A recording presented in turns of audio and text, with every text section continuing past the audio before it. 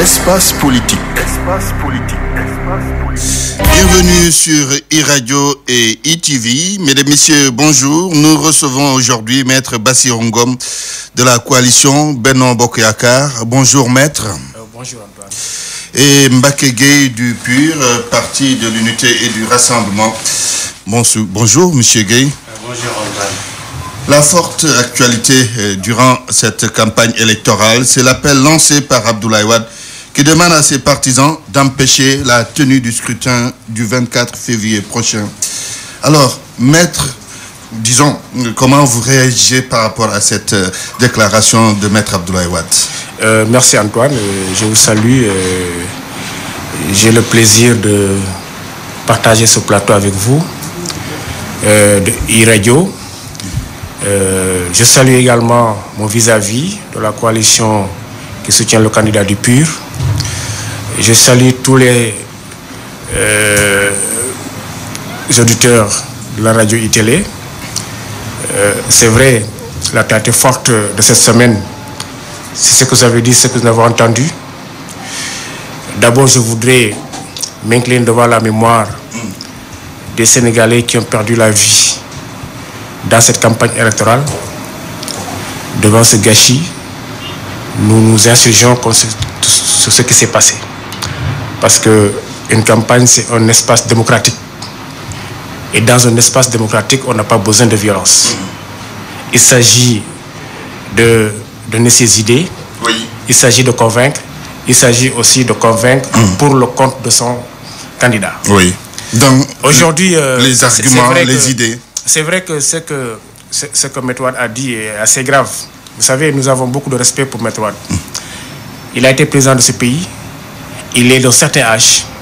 Et au Sénégal, quand même, nous connaissons que les personnes âgées sont très respectées.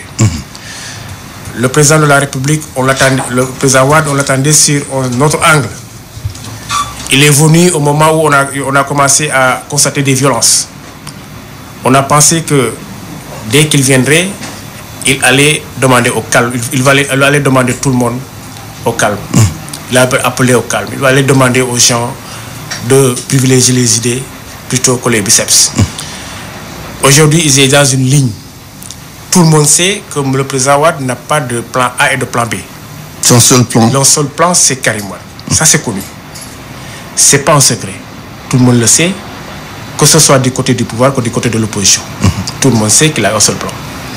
Aujourd'hui, il se trouve que ce plan n'a pas fonctionné et tout ce qui lui reste, c'est empêcher la tenue de l'élection. Il l'a dit, il l'a redit.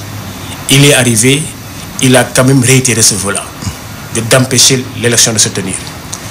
D'abord, il a commencé par appeler les autres candidats, c'est-à-dire essayer de le faire de manière pacifique.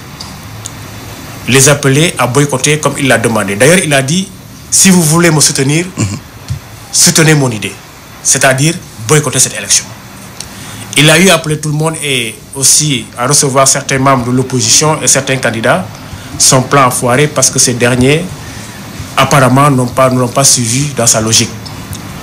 Maintenant, ce qui reste, c'est la violence. Il appelle à la violence. C'est comme ça qu'il faut l'appeler. Il faut appeler les mots il faut appeler les choses par leur nom. Il appelle à la violence. Il appelle à ce que ce pays soit ingouvernable. Il appelle à ce que des élections ne puissent pas se tenir. Et il le fait dans la violence. C'est ça les faits. Très bien. Et c'est déplorable.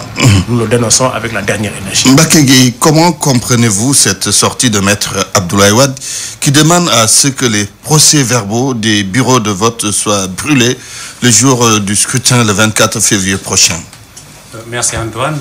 Tout d'abord, permettez-moi de vous saluer et vous remercier aussi de l'invitation au nom du candidat du PUR, le professeur El Hadji Sall. Et aussi saluer tous les auditeurs de iRadio et également saluer aussi mon co-débatteur Maître Ngom. Voilà, juste pour dire que il faut d'abord apprécier les déclarations du président Wade depuis le début. On le comprend d'un côté. Quand même, c'est quelqu'un qui a été un acteur dynamique et qui a beaucoup contribué aussi à la démocratie de ce pays. Si aujourd'hui le Sénégal est à ce niveau de régression démocratique, on comprendrait aisément qu'il serait vraiment frustré. Parce que là aussi, on le comprend. Frustré jusqu'à appeler... Non, j'arrive. Oui. Parce que quelque part aussi, il faut... Le président Wade, c'est un ancien président de la République. Donc c'est quelqu'un qui a beaucoup œuvré pour ce pays. Donc c'est quelqu'un à qui on doit respect. Maintenant, concernant la question liée un peu à l'incitation à la violence, je pense que si vous suivez notre démarche au niveau du PUR depuis le début, on ne saurait cautionner la violence, quelle que soit la personne, quel que soit le bord d'où il vient. Ça c'est très clair. Notre candidat, le professeur Sall, en démarrant sa campagne au meeting d'ouverture, le thème portait sur la paix et la sécurité. Ça veut dire qu'aujourd'hui, depuis le début, le PUR a toujours prôné pour que les élections en tout cas se fassent dans la paix, dans la sérénité et le calme. Donc ça veut dire que nous, on est cohérent dans notre démarche. Donc on ne saurait cautionner la violence, quelle que soit la personne qui puisse vraiment se prononcer sur la question. Malheureusement, il y a eu des affrontements entre le PUR et Benno Bokk Yakaar à Tambacounda, oui. Avec 2 morts. Oui. C'est ça aussi la situation. Parfaitement, oui. Parfaitement. Maintenant, je pense que nous tous, nous suivons l'actualité. Et cette violence-là, ça n'a pas démarré avec le PUR. Je pense que c'est important que les Sénégalais le sachent. Ils ont attaqué les gens de Sonko. Ils l'ont fait également avec d'autres candidats. Avant de venir au PUR, je pense qu'il ne faudrait pas que... Parce que je pense que là, les événements, les incidents de Tamba, c'est une suite logique de l'intention, en tout cas du camp du pouvoir, n'est-ce pas, à installer la peur. Parce qu'avant de venir à Tamba, vous avez tous suivi que le candidat du PUR a été provoqué depuis Kolda. Je pense que ça, toute la... Par qui? Par Benno Bokk Yakaar. Parce que comment vous pouvez imaginer 2 candidats à la présidence de la République qui sont en train déjà de gérer des caravanes et on demande à un candidat de s'arrêter pour que l'autre passe. Ça pose un problème. Macky Sall, Issa Sall. Mais Macky Sall et Issa Sall. Et ça, tout le monde l'a suivi. Donc, il faut comprendre que maintenant, depuis le début, leur stratégie, tous les Sénégalais le savent. C'est des gens qui ont peur. Parce que tout simplement, les Sénégalais veulent le changement. Et les Sénégalais sont en train de l'exprimer fortement. Et maintenant, ils ont tâté le pouls. Ils savent exactement que s'ils vont à ces élections, ils seront battus. Maintenant, leur seule stratégie, c'est vraiment d'intimider les gens, d'intimider tous les candidats. Et c'est ce qui s'est passé réellement. Et c'est ça qui a amené un peu les incidents de Tamba où tous les observateurs, tous les témoins, je pense que l'enquête est en cours, ont dit de manière unanime que le cortège du PUR a été attaqué. Et il y a eu également la police qui n'a rien fait. Je pense qu'il y a un de vos confrères qui a fait une sortie et qui était témoin des faits. Là, on a vu, ce matin, d'ailleurs, vous avez vu que le commissaire a été relevé. Depuis hier. Depuis hier, parce que tout simplement, ça veut dire que ça confirme effectivement ce que les gens ont dit. Comme quoi, la police qui devait assurer la sécurité. Parce que ce qu'il faut rappeler, c'est que quand un candidat est en campagne électorale, il appartient à l'État d'assurer sa sécurité. Le ministre de l'Intérieur n'a pas dit ça. Il a dit que l'État n'est pas obligé et aucun candidat n'a fait la demande. C'est après maintenant qu'on leur a assuré la sécurité par la police. Ce qu'il faut rappeler, et je pense que le candidat du PUR l'a évoqué hier lors de sa conférence de presse, que vous avez bien suivi. Oui. Comme au moment de démarrer la campagne électorale, nous avons déposé au niveau du ministère de l'Intérieur le circuit de campagne du PUR. Parce que c'est ça aussi. Au PUR, les gens sont disciplinés, organisés. Nous sommes dans un État organisé. Un candidat doit sillonner le pays. Ce qu'il doit faire, c'est de dire à celui qui doit assurer la sécurité des Sénégalais que voici mon itinéraire. Je dois faire ces zones-là. Maintenant, je pense que aussi, vraiment, si le ministre de l'Intérieur le dit, c'est parce que tout simplement, il ne sait pas exactement pourquoi il a été nommé à ce poste. Parce qu'un ministre de l'Intérieur est censé assurer la sécurité des populations et anticiper. Parce que nous savons tous que quand nous sommes en période d'élection, mais les gens sont sous tension. Et attention. Maintenant, en tant que ministre de l'Intérieur, quand même, si vous attendez que les gens vous disent que nous avons besoin de sécurité, c'est parce que vous voulez que les gens vous disent comment vous devez faire votre travail. Très bien. Ça, c'est malheureux. Merci. Alors, le gouvernement a réagi de façon musclée, si vous voulez. Le communiqué signé par le secrétaire général du gouvernement le traduit très bien. Alors, le gouvernement a qualifié d'irresponsable la sortie d'Abdoulaye Wade. Il a dit que la sécurité des citoyens sera assurée le 24 février prochain pour qu'ils aillent accomplir leurs devoirs citoyens. Deux positions radicales. Faut-il craindre le pire? La position du gouvernement qui réaffirme en tout cas sa position à défendre la sécurité des citoyens et la position d'Abdoulaye Wade. Encore, je pense qu'on a écouté depuis que ces violences ont commencé, la réaction des uns et des autres. Mon vis-à-vis vient de dire tout à l'heure que l'État a la responsabilité de veiller à la sécurité des personnes et des biens. Tout à fait. Effectivement, c'est ça le rôle de l'État. Sur tout le territoire national. Pas tout simplement pour des candidats ou bien pour d'autres. Dans tout le territoire des Sénégalais, l'État a la responsabilité d'assurer la sécurité des personnes et des biens. Pour moi, pour vous et pour tout le monde. C'est vrai, il y a des candidats déclarés qui sont en campagne électorale. C'est vrai, ils doivent donner leur itinéraire.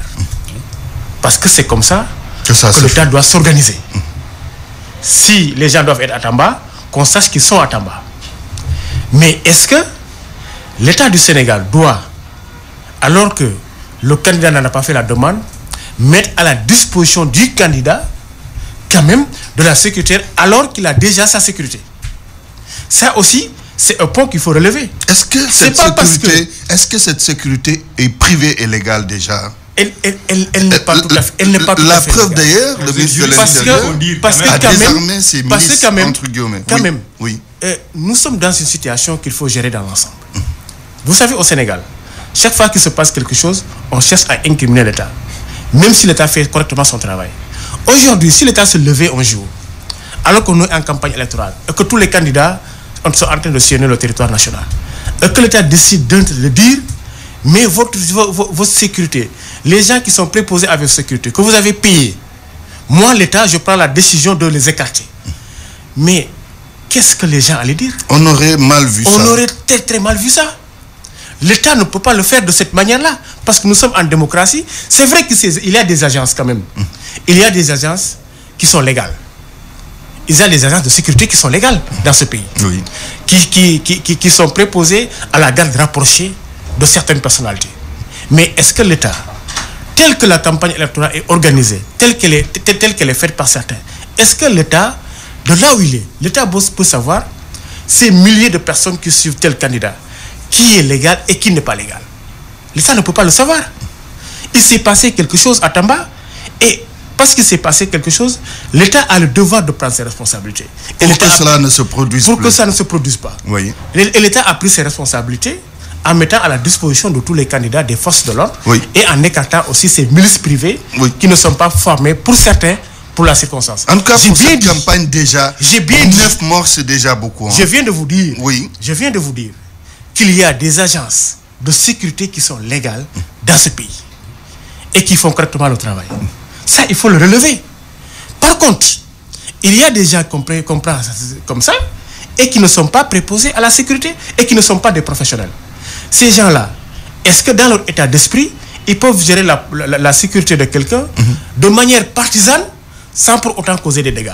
C'est ça le problème qui s'est posé, oui, dans cette campagne électorale. Et pour éviter cela... Oui, mais mettre au préalable, est-ce que l'État ne devrait pas veiller à ce qu'il n'y ait pas ces gens-là qui ne sont pas organisés, mais qui sont dans la sécurité? Ce sera difficile pour l'État, oui, de contrôler ce que les gens font de manière privée dans leur organisation, dans leur association, parce qu'il ne faut pas oublier, les partis politiques, c'est juste des associations. Donc c'est difficile pour l'État de contrôler cela, parce que c'est fait de manière de sorte que personne ne peut savoir qui fait quoi. Donc l'État, quand même, a priori, ne peut pas savoir quel est le candidat qui a utilisé telle ou telle personne professionnelle, et telle ou telle autre personne qui n'est pas professionnelle. Parce que c'est un mouvement de foule. Dans un mouvement de foule, on ne peut pas même pas reconnaître ceux qui sont préposés à la sécurité. Ça, vous le savez autant que moi, parce que nous suivons les mouvements de foule. Maintenant, j'ai entendu dire également qu'on peut comprendre Abdoulaye Wade quelque part dans son appel à l'insurrection, on ne peut pas le comprendre. On ne peut pas le comprendre. On appelle à l'insurrection, on ne peut pas le comprendre. Surtout quand ça vient d'un ancien chef d'État à qui l'État du Sénégal, la nation, a tout donné. La nation a tout donné au chef d'État. Il l'a donné à Abdoulaye Wade. Il n'est plus président de la République. Il n'est pas question aujourd'hui qu'il fasse, on appelle à l'insurrection en disant même. Il est même allé jusqu'à dire qu'il faut aller brûler les procès-verbaux. Parce que c'est légal. Le gouvernement a vite réagi sur la question. Le gouvernement doit réagir. Monsieur Antoine Diouf, vous savez, la semaine dernière, il s'est passé quelque chose, mon vis-à-vis l'a dit. C'est déplorable. Oui. Aujourd'hui, si l'État du Sénégal, qui a la responsabilité de veiller à la sécurité des personnes et des biens, laisse faire des dérives, parce que les dérives ne sont pas tout simplement physiques, les dérives peuvent aussi être verbales. Oui. Et c'est extrêmement dangereux. Et c'est ça qui amène le chaos dans un pays. C'est normal que quand même, l'État rappelle à tout le monde ses responsabilités, met tout le monde devant ses responsabilités et rappelle à tout le monde son devoir et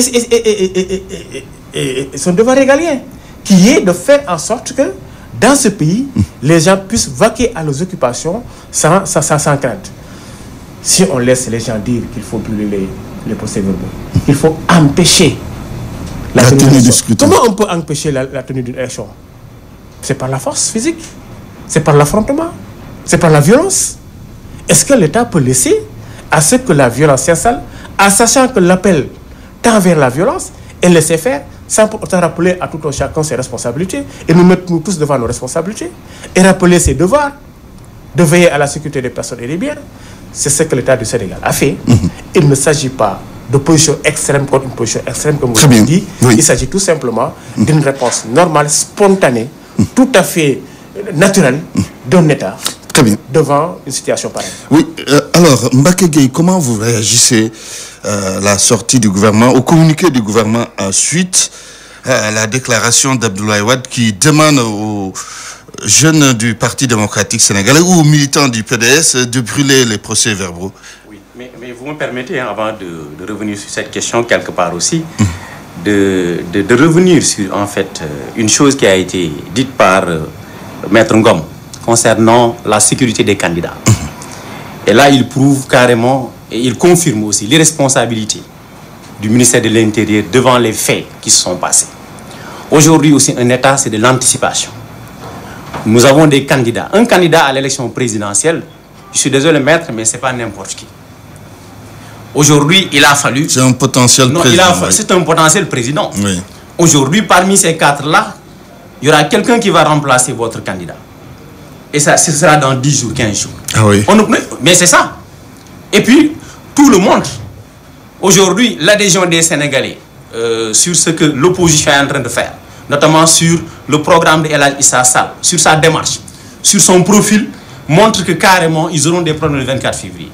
Mais on ne peut pas ne pas accorder de l'importance à ces candidats-là. Et il appartient à l'État. Parce qu'il faut dire qu'on est parti d'une sélection très rigoureuse.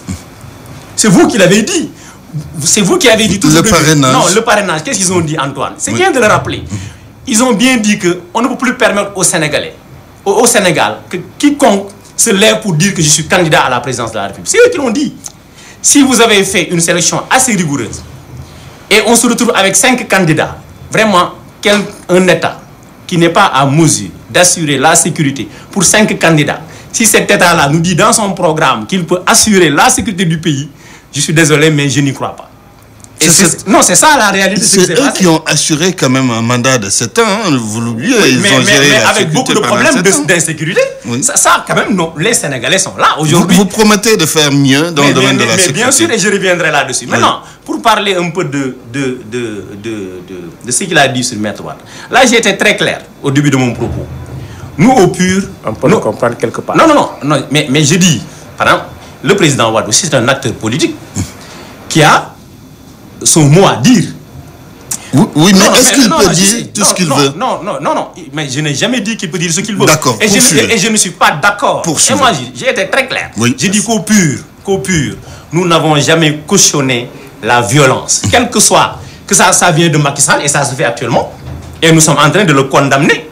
La déclaration de Maître Wade. Oui, non, j'ai dit qu'avant Maître Wade, c'est Macky Sall. Oui. Parce qu'aujourd'hui, nous avons vu un président de la République qui, après les incidents de Tamba, s'est permis de dire qu'il y aura une enquête. Et avant de dire qu'il y aura une enquête, il s'est permis de dire que le militant a été poignardé, le militant de l'APR a été poignardé par un militant du PUR. Ça pose problème. Dans un état où l'on dit que déjà, il y a le judiciaire qui est vraiment indépendant de l'exécutif et que le judiciaire déjà vient de prendre en compte ce dossier-là. Il y a des gens qu'on est en train d'entendre et un président de la République qui donne un verdict. Ça pose un problème. Ça pose un problème en réalité. Je pense que ça, et puis ça même, c'est de la violence. C'est de la violence. Ça commence par lui. Ce qu'on a fait aux partisans de Sonko, bien avant les élections, on a vu une femme qui a été tuée à Kermassar. C'est beaucoup de violence. Aujourd'hui, on ne peut pas cautionner que ça vient de Macky Sall, que ça vient de Abdoulaye Wade, ou bien ça vient d'un autre. Le PUR a toujours été cohérent dans sa démarche. Le Sénégal, on doit, et même ça s'est confirmé avec la déclaration du professeur Sall, juste après les incidents, dans sa première déclaration, il a dit aux militants du PUR, Bouken Fayanto, j'appelle tous les militants et sympathisants au calme. Je pense que vous l'avez tous entendu. Je pense que quelqu'un qui dit cela après agression ne peut pas cautionner la violence vraiment venant de qui que ce soit. Je pense que j'ai été très clair à ce niveau. Très bien. Alors, Maître Bassirou Ngom est l'un des invités d'Espace Politique. Mbacké Gueye est également un des invités de cette émission. Je rappelle donc que vous suivez Espace Politique. Maître Bassirou Ngom, la déclaration de l'Union européenne sur les violents événements de Tambacounda est la suivante: que des enquêtes rigoureuses et impartiales soient menées. Vous nous promettez cela parce que vous êtes encore au pouvoir. Il y aura forcément une enquête impartiale. Vous savez, je pense qu'on est en train de faire de l'amalgame sur la déclaration du candidat Macky Sall. Vous savez, quand il se passe quelque chose dans une ville, dans un quartier, et que tout le monde voit ce qui est en train de se passer, il y a même des vidéos qui circulent. Je pense à Antoine Diouf. Si je poignarde Antoine Diouf, que moi on me connaît, et qu'on connaît Antoine Diouf, qu'on filme la scène, tout le monde peut dire j'ai poignardé Antoine Diouf. Ça n'a rien à voir avec l'enquête de police. Ça quand même, il faudrait qu'on prenne en charge cela et qu'on ne fasse pas de l'amalgame. C'est pas pour rien qu'en matière de... C'est vrai, nous ne sommes pas dans un débat judiciaire. En matière de procédure pénale, ce qu'on appelle le flagrant délit, l'infraction flagrante, c'est-à-dire l'infraction qui est en train de se commettre ou bien qui s'est commis dans un temps très voisin de l'action, on voit des indices qui laissent penser que tel ou tel a participé à la commission de l'infraction. Oui. Dans un cas pareil, le code de procédure pénale dit que moi, citoyen sénégalais, je ne suis pas policier, je peux acheminer la personne moi-même devant les officiers de police judiciaire.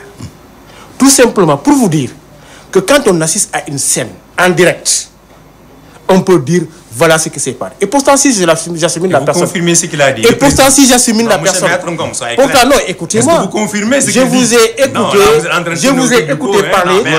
Je vous ai écouté parler. Je vous ai écouté parler. Je suis en train de s'écouter. Je ne fuirai jamais le débat. Voilà, mais ça, on va s'écouter. Objectif, quoi. Si vous me connaissez. Oui, on va l'écouter. Vous sauriez que je ne fuis pas les débats. Allez-y, maître. Je ne fuis pas les débats. Et je l'ai dit tel que je les sens. Parce que les Sénégalais nous écoutent. Et nous devons faire en sorte que si les Sénégalais nous écoutent, qu'ils comprennent qu'on a quand même du respect vis-à-vis d'eux. Ça, c'est important quand on leur dit. Très bien, poursuivez. C'est la raison pour laquelle je vous dis. Si moi, je prends quelqu'un en flagrant délit en train de commettre une infraction, et que le code de procédure pénale me dit, moi, je peux l'amener à la police. Ce n'est pas seulement le policier qui peut le faire, moi-même, je peux le faire. Et pourtant, ça n'a rien à voir avec l'enquête de police. Ça ne veut pas dire que moi, si je l'amène, il est déjà condamné. C'est-à-dire, ça ne veut pas dire que moi j'ai fait de donner un verdict. Je ne peux pas donner de verdict. Même le policier ne peut pas donner de verdict. Le policier, il fait une enquête. Et c'est au juge de jugement qui donne un verdict. Même le juge d'instruction qui instruit ne donne pas de verdict. Tout à fait. Il instruit et il renvoie devant le juge. Donc personne ne donne de verdict. Maintenant, si la personne qui est décédée est un militant de l'APR, évidemment c'est un militant de l'APR. Ça, personne ne peut le nier. Le président de la République sait que c'est un militant de l'APR. Il a été filmé. La personne qui l'a frappé jusqu'à la mort, la vidéo l'a montré. Donc, si je vois ça, est-ce que je ne peux pas, je n'ai pas le droit de dire que telle personne a frappé à mort telle personne? Ça n'a rien à voir avec l'enquête. L'enquête, maintenant, va le déterminer. Mais moi, j'ai vu. Ce que j'ai vu, je peux le dire. Maintenant, c'est à l'enquête de dire ce qui a été fait. Il y aura une enquête exhaustive. Impartiale. Rigoureuse, comme dit l'Union européenne. Enquête ne peut être qu'impartiale. Vous savez, on peut tout reprocher à notre police, à notre justice, à notre parquet et tout ce que vous voulez. Mais il n'est pas possible dans un événement pareil qu'on prenne quelqu'un qui n'est pas auteur de l'infraction. Ça, il faut que ce soit clair. Ce n'est pas possible. Dans tous les cas. Dans tous les cas. Donc, forcément, l'enquête sera impartiale, elle sera exhaustive, elle sera rigoureuse, parce que nos forces de police, nos éléments enquêteurs ont quand même l'habitude de le faire, et ce sont des professionnels. On peut, de là où on est, dire certaines choses parce qu'on ne sait pas ce qu'ils sont en train de faire, leur manière de faire le travail, mais eux, quand même, c'est-à-dire ce sont des professionnels, et nous respectons leur professionnalisme, et nous avons confiance en eux. Maître Bassirou Ngom de la coalition Benno Bokk Yakaar, Mbacké Gueye du PUR, vous pensez qu'il y aura des enquêtes rigoureuses et impartiales dans cette affaire? Les événements de Tambacounda, bien entendu. C'est tout ce qu'on souhaite. Voilà, c'est ça. C'est tout ce qu'on souhaite. Vous l'espérez? C'est tout ce qu'on souhaite. Mais quelque part aussi, on voudrait demander, cette fois-ci, à l'exécutif, de laisser le judiciaire faire son travail. Mais il le fera. Non, parce que quelque part, nous sommes habitués. Vous craignez? Non, mais on craint. Vous craignez que l'exécutif s'immisce dans cette affaire? Non, mais on l'a toujours vécu dans ce pays. Non, je pense que non. C'est trop facile de dire ça. Non, mais je pense qu'on n'a pas besoin de revenir sur des débats. Il y a eu tellement de débats judiciaires. Non, c'est trop facile. Maître, vous aviez dit tout à l'heure. Pas de débat judiciaire, de débat politique. Mais permettez. Tout à l'heure, vous m'aviez demandé. Voilà, c'est ça. Il va vous laisser. Voilà, je pense que vous m'aviez demandé de vous laisser continuer. Et j'ai été bien d'accord avec toi. Mon cher ami, voilà, et je vous ai laissé continuer. Je pense que aussi, voilà, vous devez vous appliquer également la même règle. Allez-y. Voilà. Allez-y. Voilà, surtout étant juriste aussi. Voilà. Donc, j'ai dit que quelque part, c'est ce que nous souhaitons. Ouais, c'est ça. Maintenant, entre ce que nous souhaitons et ce que nous avons l'habitude de voir, ça pose problème. Parce qu'aujourd'hui, nous avons eu beaucoup de problèmes avec ça. Là, ce n'est plus en fait quelque chose à démontrer dans ce pays. Ça, il faudrait aussi que l'exécutif vraiment prenne le soin de respecter vraiment le judiciaire. Parce que moi, je pense que c'est un problème de respect aussi. Parce que quelque part aussi, c'est des pouvoirs. Et nous avons toujours prôné la séparation des pouvoirs. Et je pense que, pourquoi j'en doute aussi? Parce que vous ne pouvez pas assister à un problème qui vient de survenir. Et du coup, on voit un président de la République, un ministre de l'Intérieur, qui, quelque part, se prononce comme si ils avaient le verdict. C'est ça qui nous pose problème. Et je pense que ça n'a pas été le cas au niveau du PUR. Nous avons toujours demandé aux gens de rester calmes et de demander également à la justice de faire son travail.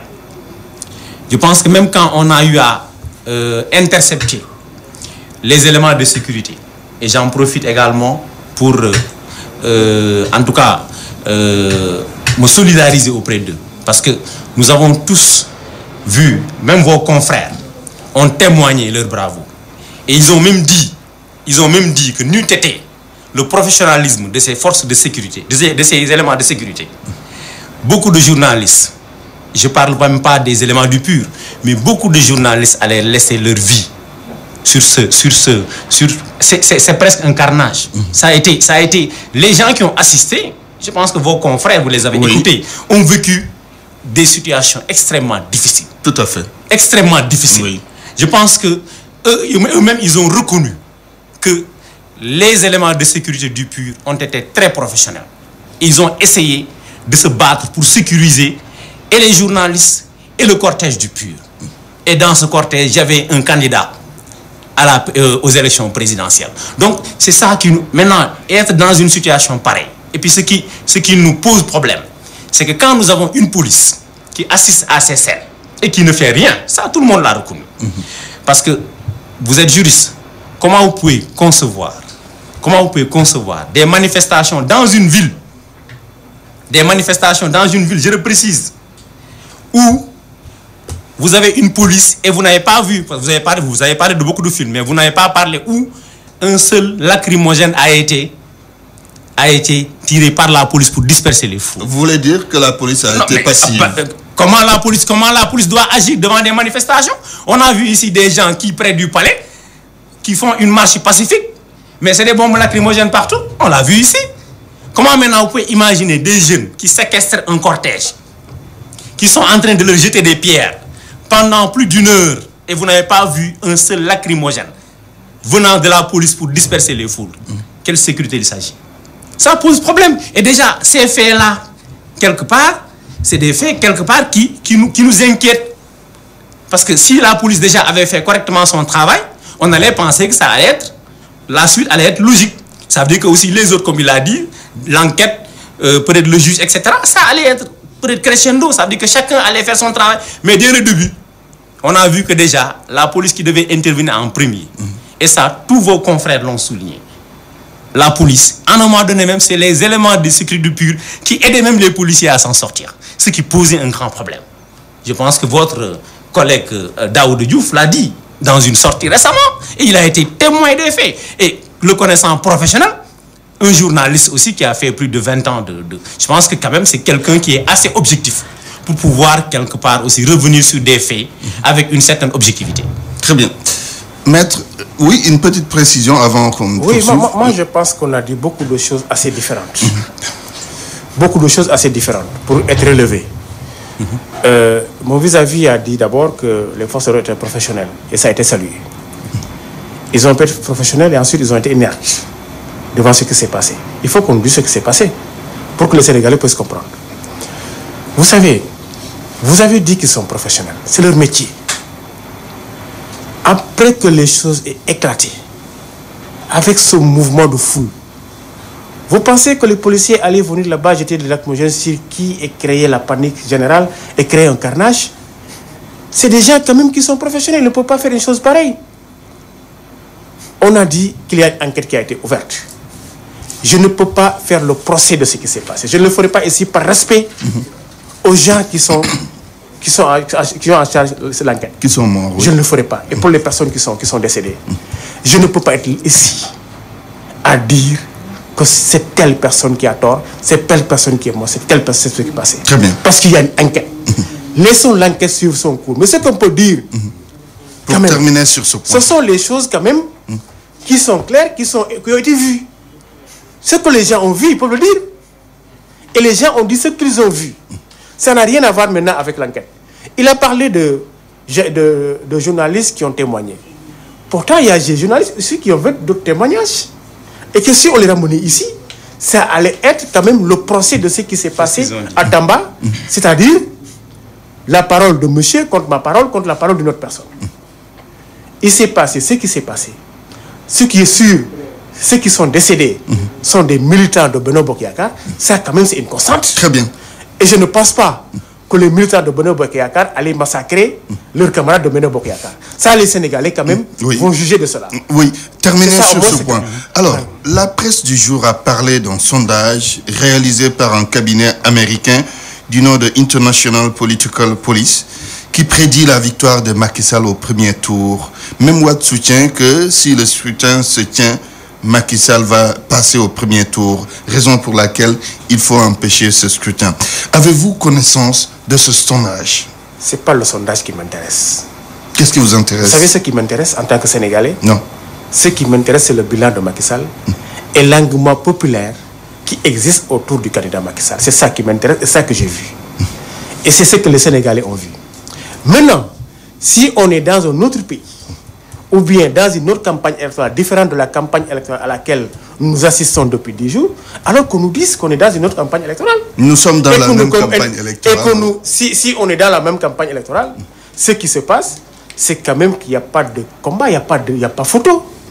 Il n'y a pas photo. Nous regardons ce qui s'est passé. Nous sommes tous des observateurs de la scène politique. Nous sommes partisans les uns les autres, mais nous sommes tous des Sénégalais.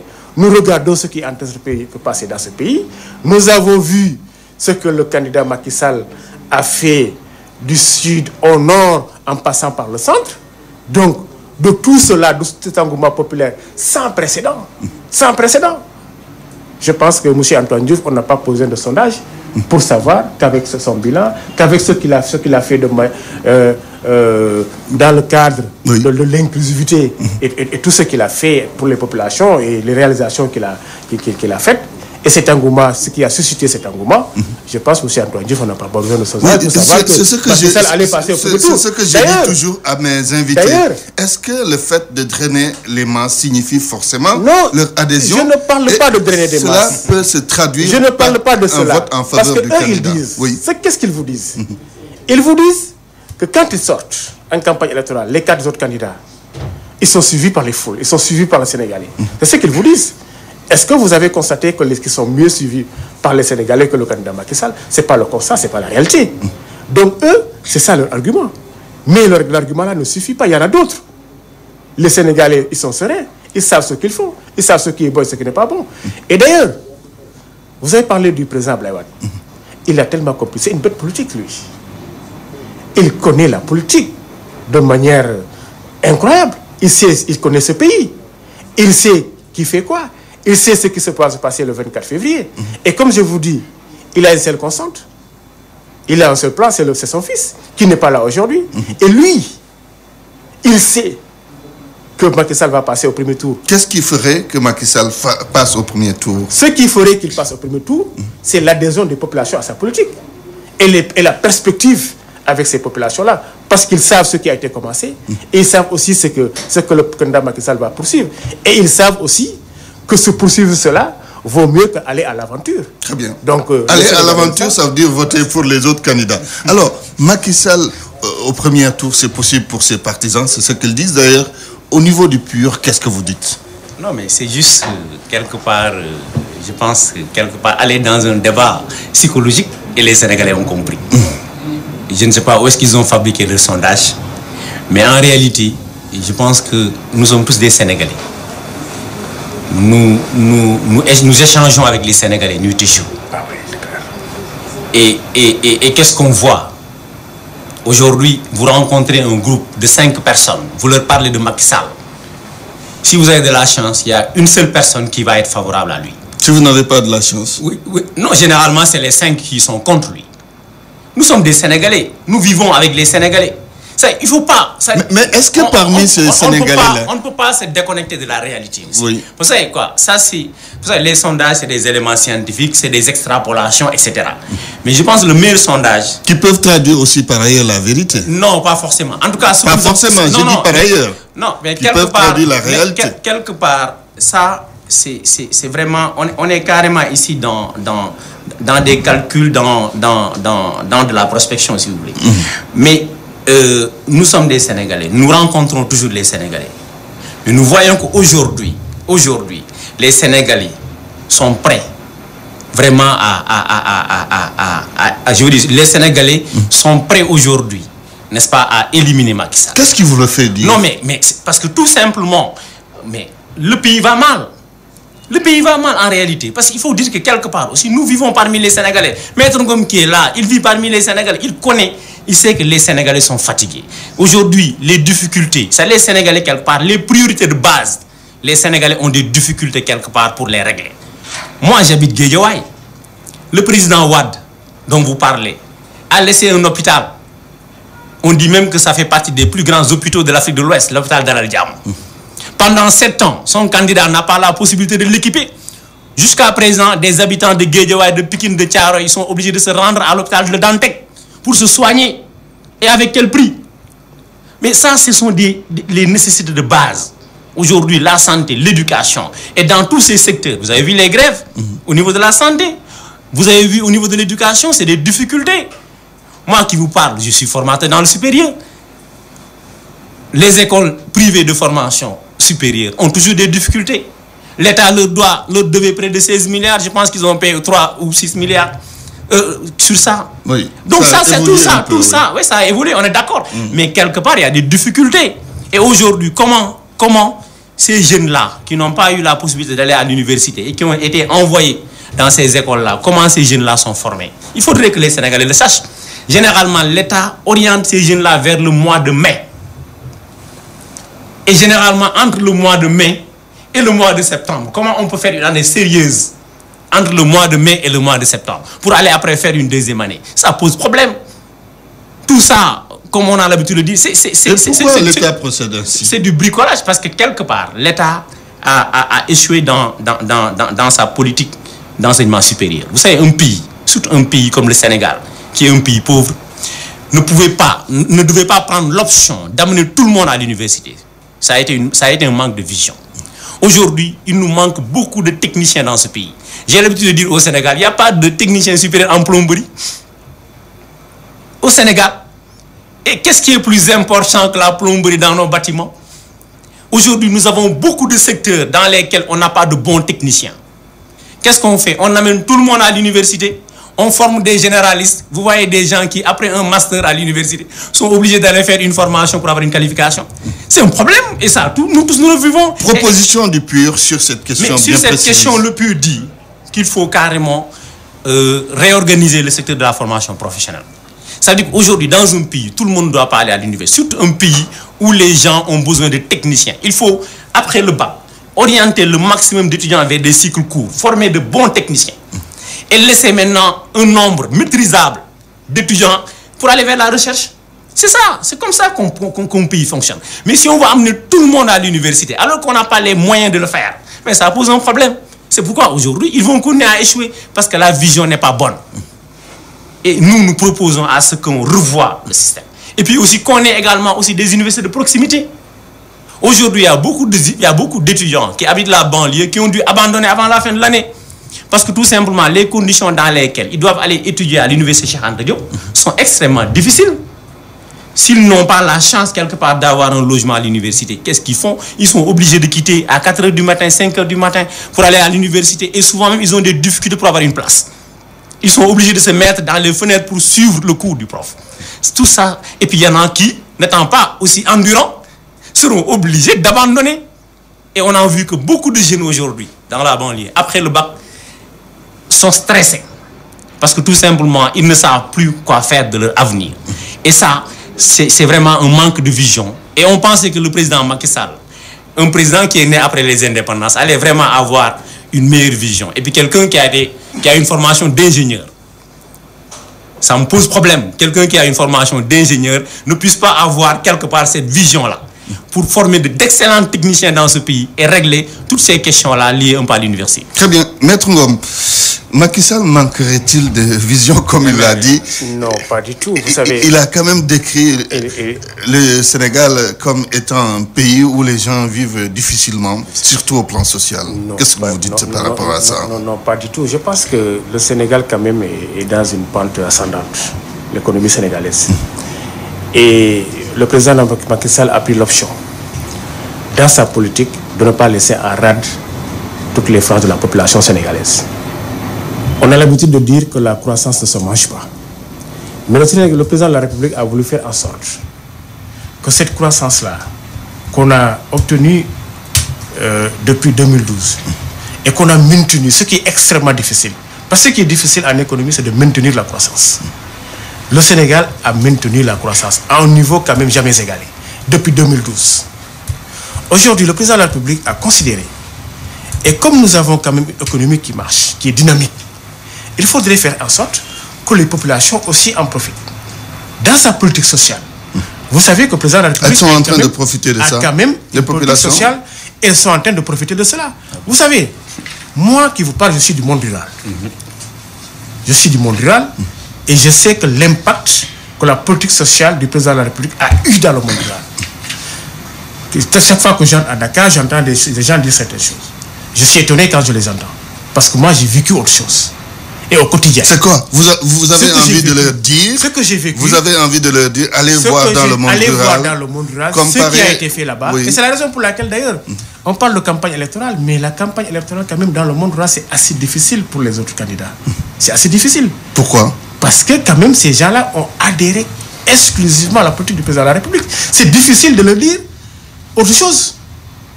Parce que avant, ils n'étaient pas impliqués. Il n'y avait pas cette inclusion sociale. Le président de la République a fait en sorte que, dès qu'il est venu, il a dit les injustices, c'est fini. Avec l'acte 3, il dit qu'il n'y a plus de communautés rurales et de communes. On fait en sorte que qu'il y ait des communes au niveau national. Et faites en sorte que les gens sentent que les politiques publiques, il faut les décentraliser et qu'eux aussi, ils doivent participer au développement de leur terroir. Et c'est comme ça qu'il a pensé l'acte 3 de la décentralisation. C'est comme ça aussi qu'il a fait en sorte, quand nous parlons de bourse de sécurité familiale, ça fait sourire de l'autre côté. Et quand je les vois sourire, j'ai mal. J'ai mal parce que moi, j'ai vu les gens qui en profitent. Ce sont des Sénégalais. Nous avons une économie qui marche, qui est dynamique depuis 2012. Est-ce que ces gens-là, le fait de les aider à avoir un plus, est-ce que c'est pas normal? Est-ce que le fait d'augmenter la pension des retraités, est-ce que c'est pas normal? Si on augmente la pension des retraités parce qu'il faut aider ces gens-là, est-ce que ces gens qui sont très pauvres, on ne doit pas les aider aussi? Si on augmente les salaires, si on baisse la fiscalité pour les salaires, est-ce que ces gens-là aussi ne doivent pas profiter de cette politique sociale? C'est ça la vision du président de la République. Et on parle de formation. Quand même, combien d'universités ont été créées par le président Macky Sall depuis qu'il est là en 2012? Quelles sont les extensions qui ont été faites dans les universités qui existent? Tous les jours, toutes les années.